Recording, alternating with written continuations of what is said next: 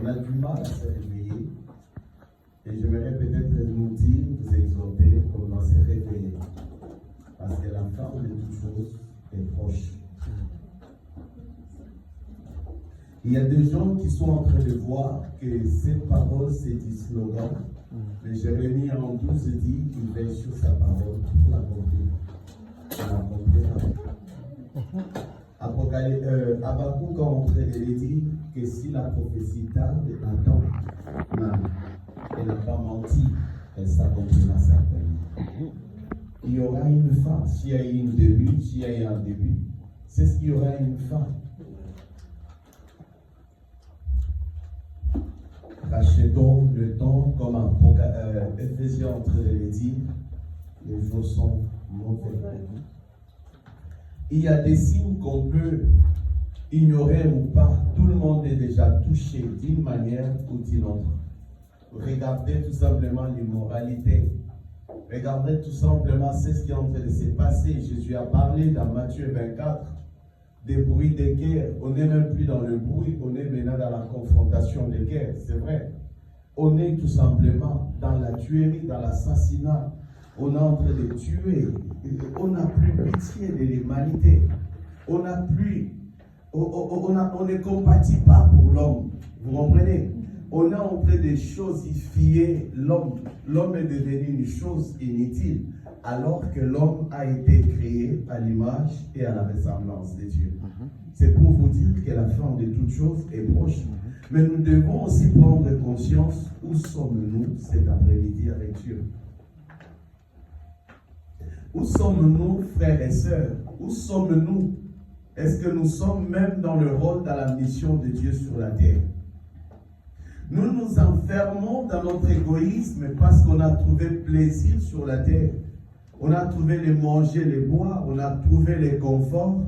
Mais je viens dire à quelqu'un, de la part du Seigneur, sors de ton confort maintenant. C'est le temps de s'élever à prier pour les autres. Regardez en Inde comment les missionnaires, on est en train de les tuer comme des petits chiots. Mais c'est là, quelque part, vous allez voir, ça n'impacte pas notre conscience. Vous savez, servir Dieu n'est pas une nourriture, mais nous devons être à l'écoute de l'Esprit. Apocalypse est en train de dire que celui qui a l'Esprit entend ce que l'Esprit dit, que celui qui a les oreilles entend ce que l'Esprit dit aux églises. Dieu est en train de parler. Dieu est en train d'avertir ce monde, mais nous ne nous réveillons pas. Qu'est-ce qui t'a endormi réellement? On a vu le dimanche passé que l'amour de plusieurs va se refroidir. Est-ce que réellement, dans l'Église, nous nous aimons réellement? Aujourd'hui, on le dit tous, c'est de l'amour hypocrite, c'est ça, non? Mais revenons sur le droit chemin avec le vrai amour. C'est encore possible. Amen. Qu'on revient sur le droit chemin, qu'on revient sur la droiture, qu'on revient sur la crainte, qu'on revient sur le chemin de la repentance. Qu'est-ce qui est devenu confort dans ta vie? Mais je viens t'avertir que Jésus reviendra. Nous sommes dans le temps de retour de Jésus. Si on ne se réveille pas, je peux aller exagérer, mais qu'est-ce qui a zélé toute ta vie? Ou qu'est-ce qui est en train de te zéler? Qu'est-ce qui est en train de te motiver? Ou qu'est-ce qui a déjà gagné la vision de ton cœur? David est en train de dire que le zèle de ta maison me dévore. Il était roi, mais il était dévoré par le zèle de la maison du Seigneur. Aujourd'hui, nous sommes devenus des premiers à tuer, c'est-à-dire à se moquer de l'œuvre de Dieu. Mais tu t'es converti pourquoi si tu te moques de l'œuvre de Dieu? Le diable passe partout. Même chez le païen, ils sont humiliés. Le diable humilie les païens, le diable humilie les chrétiens.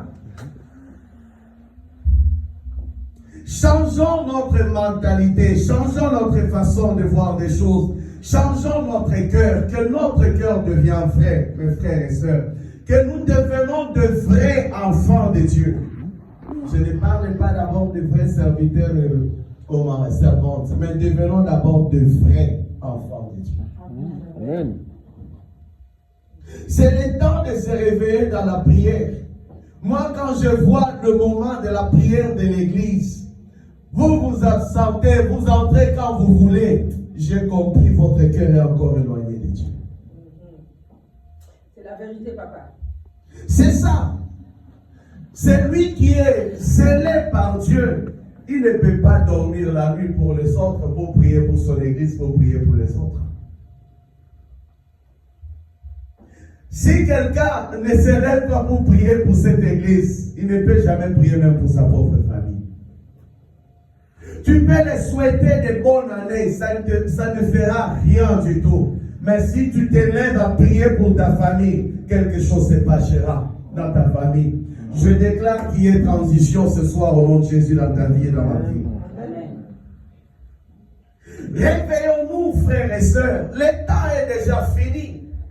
L'apôtre Pierre est en train de dire que la fin de toutes choses est proche, mais il est temps de se vaquer à la prière. Quelle prière toi tu pries?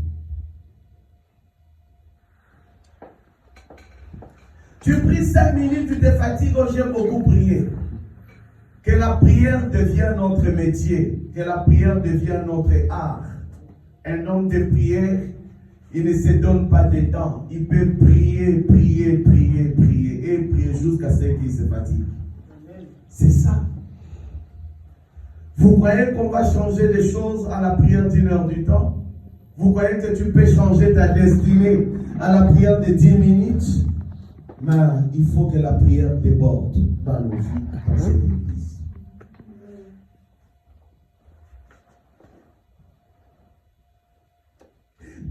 Allons-y, Matthieu chapitre 24, verset 24. Car il se lèvera, Matthieu chapitre 24, écrivez, verset 24. Car il se lèvera de faux Christ et de faux prophètes. Ils feront de grands prodiges et de miracles au point de séduire, s'il était possible, même les élus de Dieu.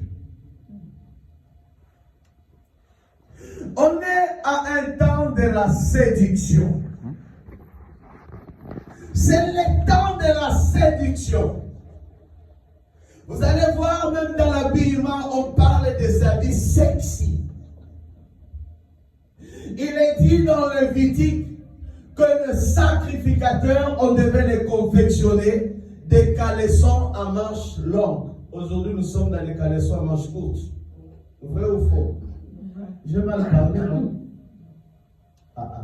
Vous voyez? Mais le but, c'est que leur nudité ne soit pas vide dans les services. Est-ce que vous comprenez? J'ai l'impression que vous ne voulez pas ce message. C'est ça. C'est Dieu qui a donné cet ordre, ce n'est pas moi.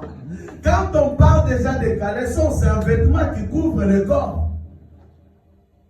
Et que c'est-à-dire que dans la sensibilité, aujourd'hui, il faut des robes sexy, des robes sirènes. C'est ça, non? Eux-mêmes disent, nous chassons les esprits de sirènes, mais les gens vendent des robes déjà de sirènes, qui ont ces esprits-là déjà. Vous voyez un peu? Tout le monde est dans le mélange. Aujourd'hui, des gens aiment que des habits serrés, serrés, serrés. Ah, pour qu'on dise que tu es à la page. Tu es à la page aussi mortelle. Tu es à la page de l'enfer. Vrai ou faux? Ne faisons jamais ce que la Bible a interdit. C'est un péché. On ne peut jamais corriger Dieu. Ce que Dieu a interdit, Dieu a ses raisons. Dieu a ses raisons. N'allez pas au-delà de ce que Dieu ne t'a pas demandé de faire.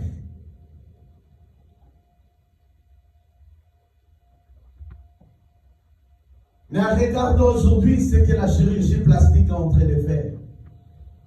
Des gens meurent aussi. L'ennemi passe aussi par toutes choses pour tuer, pour détruire. Mais vous savez que quand tu meurs dans le péché, tu es directement dans l'enfer. Vous le savez ou pas? Ouais. C'est le temps qu'on doit corriger notre marche. Amen. c'est le temps de revenir dans le droit chemin. Il va s'élever des faux Christ et des faux prophètes. Ils feront des grands prodiges et des miracles au point de séduire, s'il est possible, même les élus de Dieu. Je pense que s'il y a une chose qui peut nous attirer à Christ, ce n'est pas les miracles ni les prodiges, c'est l'amour qu'on a pour le Seigneur, parce qu'il nous a créés.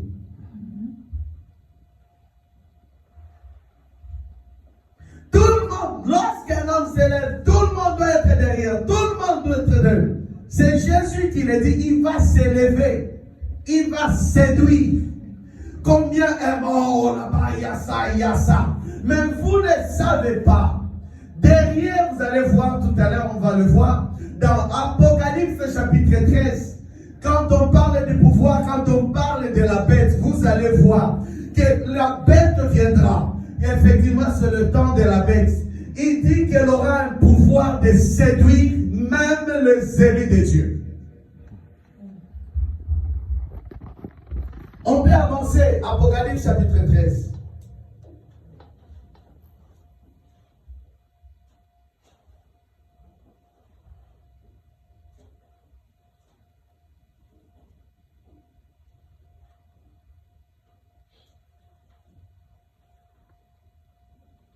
Apocalypse chapitre 13.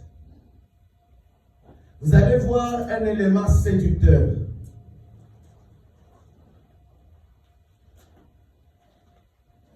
Apocalypse chapitre 13, je commence à partir du verset 14e. La Bible dit, et elle séduit les habitants de la terre par les prodiges. Ça, c'est la bête. Vous comprenez? Elle séduit les habitants de la terre par les prodiges qui lui étaient donnés d'opérer en présence de la bête, disant aux habitants de la terre de faire une image à la bête et qui avait la blessure de l'épée et qui vivait. Et il lui fit donner d'animer l'image de la bête, afin que l'image de la bête parlât et qu'elle fit que tous ceux qui n'adoraient pas l'image de la bête fissent tuer. Regardez aujourd'hui l'image qu'on est en train de séduire. Regardez tout. On n'a plus honte de quoi que ce soit. On ne se gêne plus. Quel est le lien entre la publicité d'une brosse à dents avec un homme et une femme dénudés? Ça n'a pas de lien. Vrai ou faux? Il n'y a pas de lien. Mais le diable a compris que par les images, je peux détruire même les églises.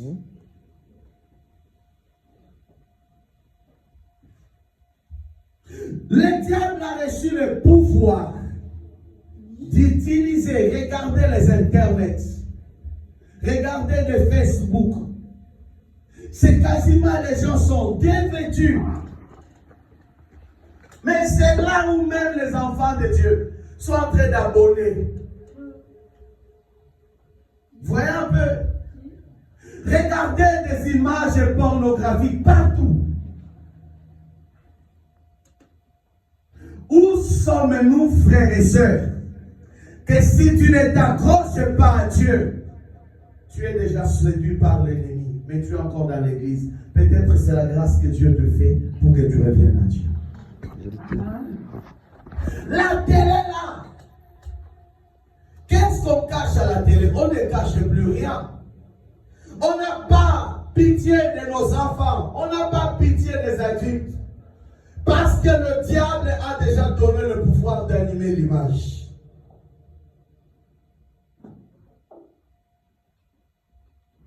Comment la télé fait accrocher? À cause d'une émission. Quelqu'un peut même fuir ne pas venir à l'église. À cause d'une émission. Ah, il ne faut pas que je rate ça. À cause d'un film. Peut-être je peux parler de Hollywood. Mais tu fuis l'église. Alors que peut-être ce jour-là, c'est le jour que Dieu devait parler à ton cœur. Ah. On a parlé ici à un moment donné des faits de l'amour. Mais on prépare des gens comment détruire leur couple.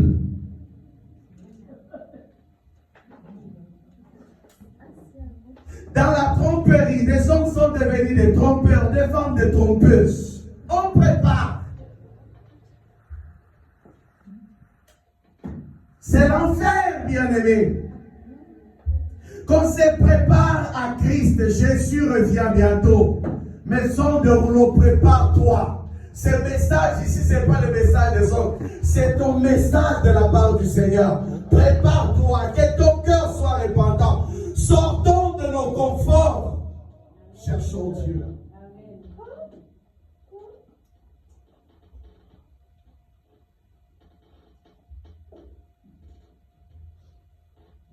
Celui qui persévérera jusqu'à la fin sera sauvé. On tiendra même la couronne des filles, dit la Bible. Tu persévères en quoi? Tu vas quitter, je vais quitter la terre ici que tu es en train de voir. Que s'il y a une des choses qu'on peut profiter sur la terre, c'est de connaître Jésus et de le servir. C'est ça notre bonheur. Le diable a animé. Jésus dit il y aura des faux Christ. Il y aura des faux prophètes. Quand on parle de prophètes, c'est un langage tout simplement général. Il y aura des faux serviteurs. Aujourd'hui, tout le monde court dans l'église. Il y a des miracles, il y a des miracles. Mais regardez Jean-Baptiste. L'église de Jean-Baptiste ne s'est jamais produit de miracles. Le seul miracle, c'était tout simplement le baptême d'eau. Mais Jésus a dit, c'était le plus grand prophète de baptême d'eau. Tu cherches quelle église? Tu cherches quelle église? Il y a des églises aujourd'hui, on lave les hommes et les femmes. Hein? Tu pars là-bas, on te lave parce qu'il n'y a pas Jésus. Mais et pourtant, vous payez de l'eau chez vous. Mais frère pasteur te lave. Nous devons nous réveiller, frères et sœurs. Les faux sont en train de gagner le terrain. Tu dois être réveillé. Oh, je dois aller là-bas chez cet homme-là. Il fait tout le temps des miracles, des miracles. Mais vous ne savez pas. Mais Apocalypse 13, il dit la bête a donné le pouvoir d'opérer des prodiges pour séduire les élus. Jésus lui-même avertit dans Matthieu 24 qu'il y aura des faux Christ. Ils seront dans les déserts, ils seront par-ci, par-là, en train de faire des problèmes. Il dit n'y allez pas.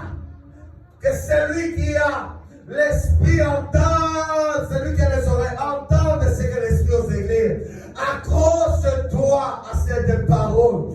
Accroche-toi à la vérité. Le message de salut, c'est le message de la repentance. C'est le message de la sanctification. C'est le message. Jésus, les apôtres revient. Mettre la vie des démons sortis. Il a dit ne vous réjouissez pas de ces choses, mais cherchez que si votre nom est écrit là-haut dans le ciel, là pour être écrit là-haut dans le ciel, c'est que nos vies sur la terre, ça sera la vie de la repentance. On doit être irréprochable. L'irréprochabilité doit notre nos cœurs, non pas la culpabilité, parce que nous sommes devenus enfants de Dieu. Tu as été justifié. C'est dans le sang de Jésus, pas dans le miracle.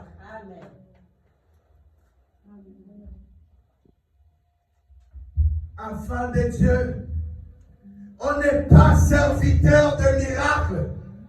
On est serviteur de Jésus. Parce qu'on a été justifié.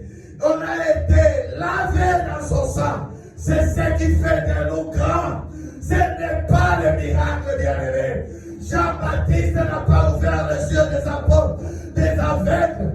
Il n'a pas ressuscité les morts. Mais il a dénoncé l'œuvre du diable. Des serviteurs, des servantes qui ne dénoncent pas ceux qui sont dans la corporation